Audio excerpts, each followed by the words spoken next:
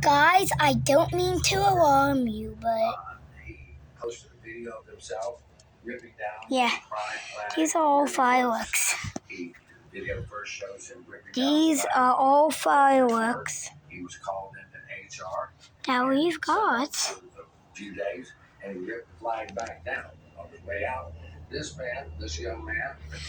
and these little tanks we gotta set up on the sidewalk, but it's only the second. We have to wait until the fourth for us to watch. Yeah, I said it. Us to watch. Because both of us are going to be watching it, so. Just a young man filleted. What it's it is. We did a lot of work when I was at the Montgomery Advertiser on the 50th anniversary of the Montgomery Bus Boy. All these fireworks are going to be set up on the bus. My favorite ones are these. That's like 3 minutes. Back in the 50s and 60s in Montgomery.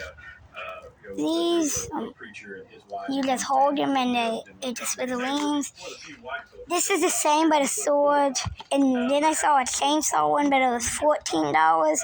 This is only like $4.90 for $5.